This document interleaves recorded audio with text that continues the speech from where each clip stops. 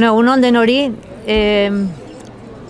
gatozkizue gaurko honetan Tolofolkeko bigarren edizioa aurkeztea, Pasko astean izango da, apirilaren 20-tik 24-ra. Guretzako importantea da bigarren edizio hau, ez?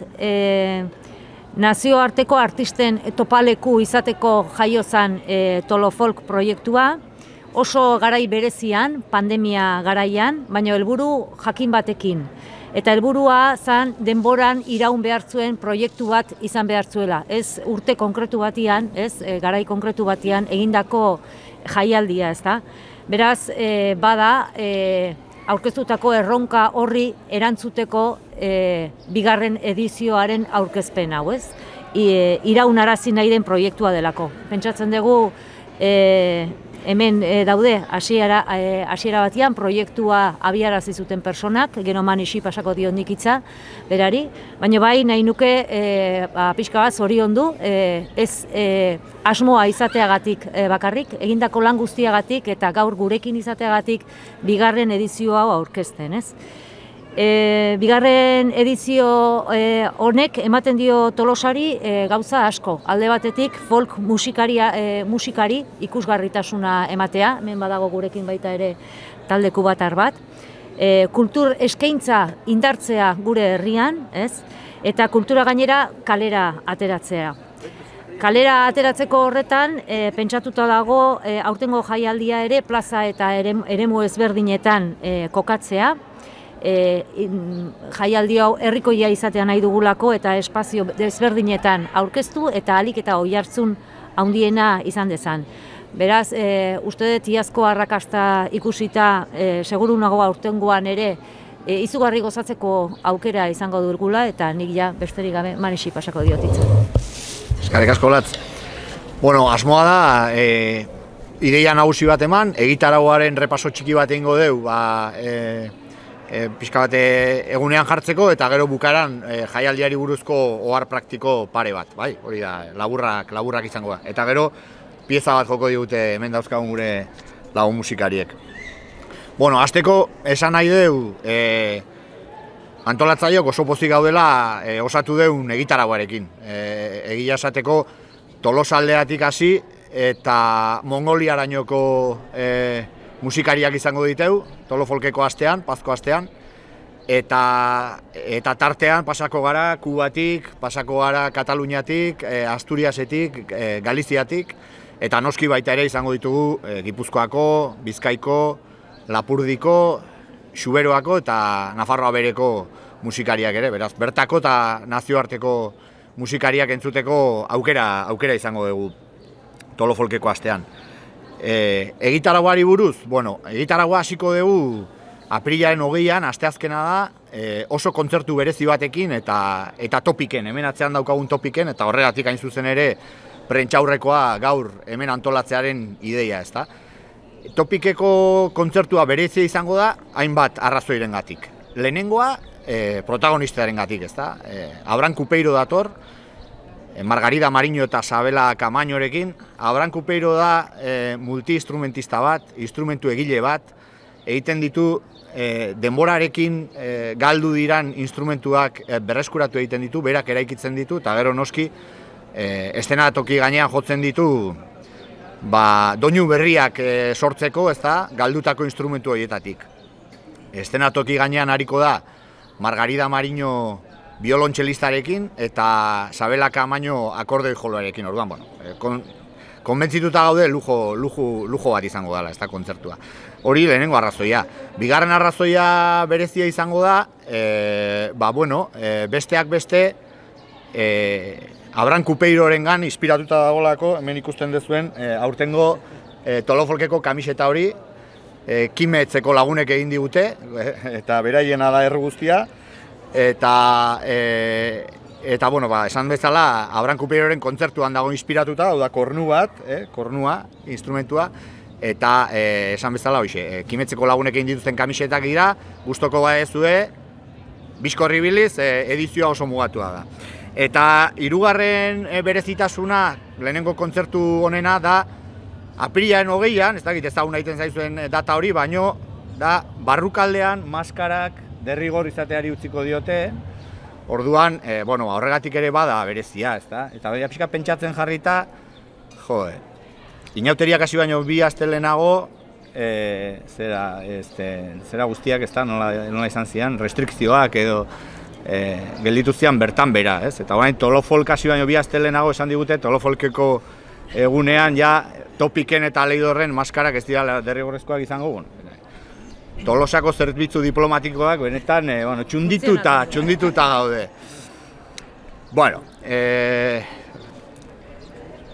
Asteazkenari buruz beste kontzertuekin igual ez gain beste luzatuko. Ostegunean ze izango dugu, bain zuzen ere, osteguneko kontzertu aipatu eta iritsi zaigu Michel Duko, Michel Laguna. Ostegunean izango ditugu Plaza Berrian, Lapurdiko artista bikote ezaguna, Michel Duko eta Caroline Phillips, bidaia bikotea, eta esan bezala behaiek Plaza Berrian arituko dira. Eta, zer esan, Micheli eskertzen diogu gaur prentsaurrekora etorri zana, in extremis, justu bere zatira aurkezten ari garen momentuan. Michel Tolofolkeko laguna dagoeneko laguna da, izan ere lehengo urtean, iaz lehenengo edizioan Michele Leidorreko kontzertuan izan zen Oreka Teixako lagunekin, eta aurten ja bidaia bikotearen proiektuan Caroline Phillipsekin ariko da, esan bezala ostegunean Plaza Berrian. Ostiralean saio bikoitza izango dugu. Ostiralean Leidorren izango da kontzertua, Xabi Aburruzaga bandekin, seguru gaude kontzertu ikusgarria eskainiko dutela, eta ondoren lagunok folku batarra, hemen dauzkagun Oskar Ril, Alberto Delisle, Mandi Figueroa eta Norge Paz Urkiarekin, lau lagunak ostiralean arituko dira frontonen eta, seguru gaude kontzertu ederra eskainiko digutela, eskertzen diegu, prentsaurrekoan, gracias amigos por estar hoy también con nosotros, y luego los amigos cubanos nos van a deleitar con una de las canciones, después de la rueda de prensa. Ánimo, bukatzen ari gara, larun batean goizean, Kalepoza izena jarri diogun ekimen bat sortu dugu, ez? Nahi izan diogu Kalepoza deitu, larun bagoizak Tolosa honen bestela ere oso potentea dira, baino eman nahi genion, Tolofolkeko larun bat goiza izatea bereziki nabarmentzea nahi genuen, ezta? Eta orduan izango ditugu Asturiaseko gaiteroak, Kataluniako grailerrak, Tolosaldeako txistulariak, Tolosaldeako dultzaineroak eta Udaberri dantzataldeko fanfarrea, hori dana, larun bagoizean, Tolosako kale ezberdinetan eta ibilbide ezberdinetan arituko dira, eta pentsatzen dugu sekulako festa izango dela. Eta gero, larun bat arratsaldean berriz ere izango dugu hitzordu bikoitza. Eta hori, larun bat arratsaldeko kontzertuak ere izango dira, hementxe, Topik aurrean jarriko dugun estenatokian, eta horregatik baita ere prentsaurrekoa hemen egitearen arrazoia, ezta. Larun batean, arratsaldeko 7etan, folk mongoliarraren ordezkari bikain, embajadore bikain bat izango dugu, Jesun Erdene, Mongoliako musikaria da, kantu irakaslea da, eta bakarlaria da, eta Tolosan zuzenean entzuteko lujoa izango dugu, estenatoki gainean, eta hori izango da 7etan, eta gero 8etan izango dugu Iraidan Sorena Tolosarraren Kami folk taldea, eta Iraidei ere eskertzen diogu gaur prentsaurrekoan gurekin egotea. Iraide, argi dago Iraidere Tolofolken laguna dela hasiera-hasieratik, Iraidek lehen urtean eskaini zuen Turlakeko kontzertua igandean, baita ere parte hartu zuen Hector Braga Asturiarrarekin Plaza Zarrean larun bagoizean, eta aurten bere folk taldea ekarriko du, argi geneukan hasieratik hemen egun behar zutela gurekin, eta larun batean 8etan izango da. Esan bezala larun batean, goizean Kalepoza, gero folk mongoliarra eta gero Iraideren Kami taldea. Eta ja amaitzeko, igande arratsaldean, iparraldeko folka. Igande arratsaldean izango dugu Plaza Berrian, Jean-Michel Bedaxagar, Michel Etxekopar eta Xendarineko aizpak. Jean-Michel Bedaxagar eta Michel Etxekopar, zuberotar artista ezagunak eta bikainak, eta Xendarineko aizpak, Nafarroa bereko aizpak kantariak, estenatokia partekatuko dute. Pentsatzen dugu ere oso emanaldi goxoa eta berezia izango da. Eta hoxe, eta holako egitarabakin, Tolosarrak zein bisitariak gonbidatu nahi ditugu ekitaldietan parte hartzea, gure partetik hoxe, eta oain bizpairu ohar praktiko askar. Esan ditugun kontzertu gehienak kalean direnak denak doakoak dira noski, soilik topikeko eta leidorreko emanaldietarako sarrera erosi beharko da, eta topikeko sarrerak erosteko edo topiken webgunean edo lehiatilan, edo leidorreko sarrerak erosteko Kutxabanke webgunean edo lehiatilan baita ere. Bigarren ohar praktikoa, euria egingo balu, Euskal Herriko plazako zein plaza berriko emanaldiak berdura plazara aldatuko lirateke, barrukaldekoak noski mantentzen dira, topik, leidor eta frontonekoak mantenduko dira, baina Euskal Herri plazakoak eta plaza berrikoak berdura plazara pasako lirateke euria egingo balu. Beste ohar bat, aprobetxatuz noski Mongoliako folk artista Jesun Erdene datorkigula kontzertua ematera, larun goizean ikastaratxo bat antolatu dugu berarekin, bakizue folk mongoliarreko ezaugarria badela kantu difoniko berezi hori, ezta? Eta, folk munduko jendeak eta santzigun interesa bat zutela, Jesunekin ordu pare bateko saio bat edo trebakuntza saio bat antolatzeko, eta orduan hori larun goizean antolatuko dugu.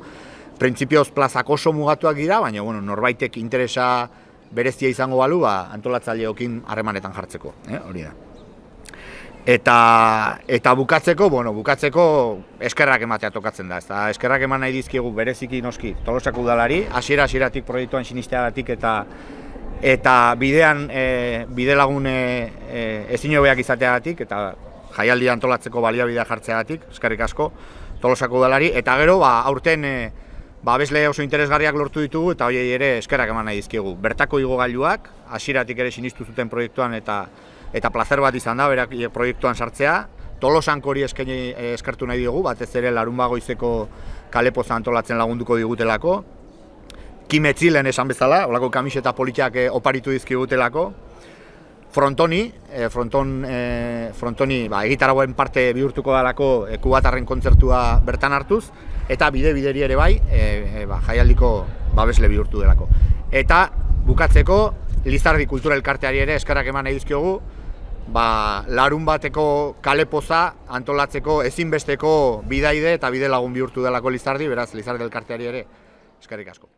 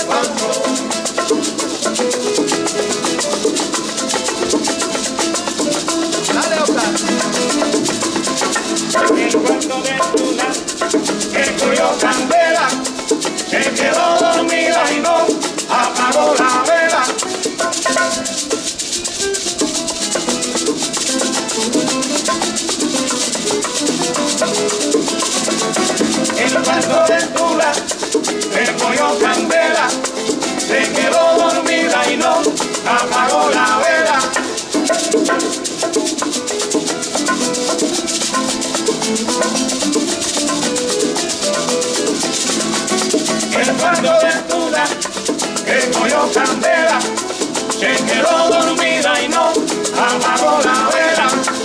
Oye, miren cuánto ventura le cogió candela, se quedó dormida en cámara, no apagó la vela. El cuarto ventura le cogió candela, se quedó dormida y no apagó la vela. Que vengan los romperos, se me quema el cuarto, quema la casa, me estoy quedando sin cuarto de cura, que cogió candela, se quedó dormida y no apagó la vela. Llegó el bombero.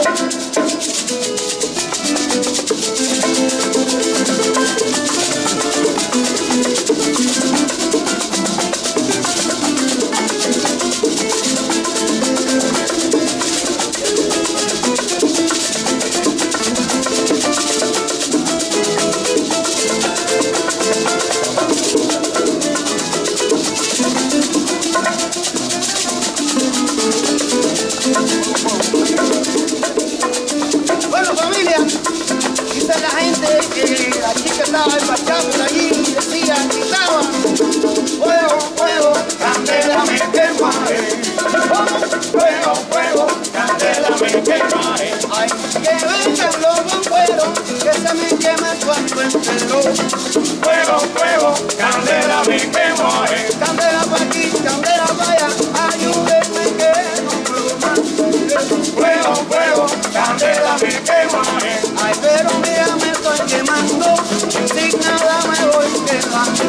Fuego, fuego, candela me quemaré. Dice que candela me quemo, no. Candela me quemo, candela me quemo, candela me quemo. Porque en cuanto ventura le cogió candela, se quedó dormida la niña y no apagó la vela. En cuanto ventura le cogió candela.